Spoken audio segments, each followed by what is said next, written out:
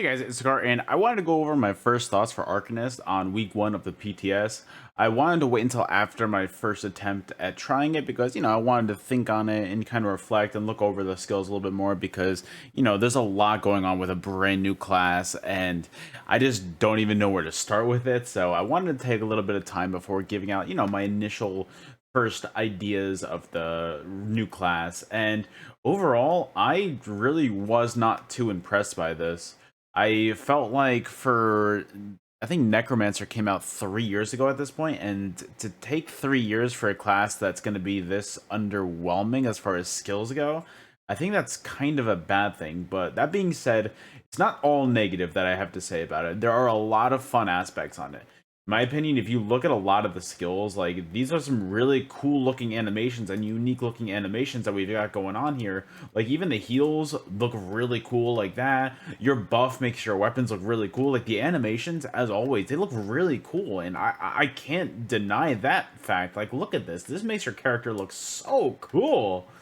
But I feel like overall as a class and its identity in ESO compared to that of Dragonite, Nightblade, Templar, Warden, I feel like it's just lacking so much. I dueled on this a lot. I tried multiple different builds on the PTS here, and it just felt very lackluster. I felt like you either had to have a certain dueling burst window, or it's just gonna really not work out and you're just gonna stalemate for most of the time. The tankiness, the healing, it really felt pretty strong. Like looking at these passives and stuff, it's honestly really cool. Like, look, you get a bunch of critical damage, so that means that you probably should be doing damage, but I kind of felt the opposite.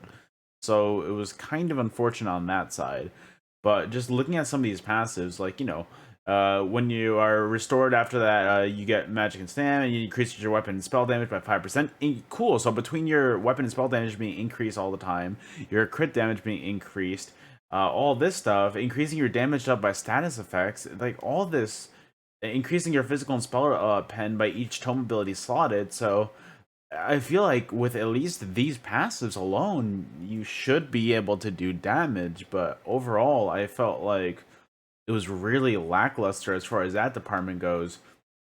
The abilities, they're pretty cool, don't get me wrong. Like looking at some of the abilities, like which one was it, the rune blades one, that one's a lot of fun to use, and just cycling that out, especially since I was using mechanical cutie last, as you can tell, like it's pretty cool to just throw some triangles at people. Like they're like that target skeleton's getting for old, but overall I feel like it's basically going to be the exact same ability as the skull that you throw on Necromancer. It doesn't really feel like it has too much of a place in the game compared to other abilities. And then if we're looking at other abilities, the beam right here, like it's a cool looking ability, don't get me wrong, but in duels it felt like even though I had my beam directly locked onto somebody, it doesn't hit. So I feel like in an open world PvP setting, this is going to be a very tough class for DPS, because this beam, I said before, it's really cool. It's a really cool looking ability, but the utility, it's just, even if I aim it completely correct, it still feels like it's missing still. The damage numbers don't pop up and they don't take damage, so it's unfortunate. Looking at the next ability, this is the execute, and it immobilizes them as well. It's a really cool looking ability. Again, you have to hit somebody like that, and they get stunned, or they get immobilized, so they can't move. So it's got a lot of target potential, but it's also supposed to be an execute. I tried both morphs of this, and the execute damage was lacking. If anybody used this form of execute over something like Executioner on the 2H, or even Whirling Blades in the dual wield skill line, I would kind of question that, because there's just no place for this. It's really weird. I really feel like I really feel like all these damage abilities should have damage, but they just don't. This one's really cool. This is the weapon ability that I showed you earlier that gave you major brutality and sorcery. Increases your weapon and spell damage by 20%. It's a really cool looking ability. I can't even talk bad about it. It's a cool looking ability. It's got some really cool it's got some really cool features on it too. So what's not to love about that? But overall, I'm just very underwhelmed. And I think one of the biggest selling points about this, if we're going to keep on moving on, was the portal that they were talking about. Everybody was like, "Oh, this portal's so cool," and yeah, it is pretty cool. Like, look, you get to go back and forth between the place, but seeing how buggy it turns out most of the time, it is honestly kind of depressing. Like, half the time, like, you can't even get up a little ledge like that. Like, I'm spamming the button right now, and it's just not working. Oh, did it? And I'm stuck inside of. I got stuck inside of that for a second. So it's a very buggy ability that I really hope gets fixed. It's really tough to use a lot of the time because it doesn't go where you aim. It's weird with how vertical you can aim it. I don't even know if you could aim it right there. It's literally not working for me right there. Like, just to aim it on top of that. Oh, there it goes. So it's weird because it aims to the bag, but it couldn't aim right here where I was going. So it's a very weird, like, I don't even know how high up I can get it right here. Like, that's so surprising. Like, that's actually pretty high up, but compared to the other ones, it just, I don't know. It, like, hello? So my portal spawned all the way down there. So can I run through that? Oh, I was wondering if I took damage. Sorry, I was in the middle of a little test. But I mean, it's a cool looking ability, yeah, and it's got a lot of optimization for PvP and stuff potentially, but I really wasn't the biggest fan of it. I didn't think that there was much room for it, and I really wanted to like it, but with how buggy it turned out to be, I really could not like it. I got stuck in so many rocks trying to use it. There was barely any vertical aspect to it from what I saw. I tried using it in Cyrodiil, and I tried to go between different floors of like a tower inside of a resource or something, and it just wouldn't work. So it's really unfortunate that that's not working like that. But again, I know this is week 1 of the PTS. I know that this is a very early assumption, but I just really want to get my initial thoughts out there for, especially for the console players out there that really can't play this right now. Another really cool animation right there, dude. That's the way your armor buff looks. I think that's a really cool looking ability. That's how your armor buff looks. So when you get your major resolve, that's how you look. And I think that's a really cool ability. How you just turn all green and veiny right there. That's kind of sick. I'm gonna be honest. So as far as I'm concerned, the animations on this class, they look nuts. Like, look at all this stuff. They look really cool.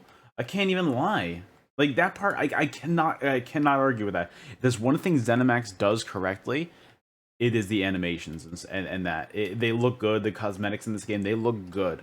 But if we're looking at this really overall, a lot of these abilities just don't feel too strong. It feels like a support class, and why do we need another support class when Necromancer was the last thing that came out? Necromancer is basically a support class at this point. You killed the harmony aspect of Mag Necro, so it lost, in my opinion, all of its identity as a gamer. And it's all it's good for, in my opinion, is being a support class and being a res bot when you need your result. And honestly, it's just unfortunate. Another really cool thing that I wanted to go over real quick is look at this healing animation too. I think this is a really cool healing animation as well. Like, that's just a quick one real quick, and it's honestly feels like a really strong heal. So that is a lot of fun as well. That is this ability right here, and honestly, the heal feels pretty strong, and I can't really argue with it. A lot of the other things though, like this ability right here, you know, getting that heal over time with that beam. That one is so strong, that heal. Like, just look at the tooltip.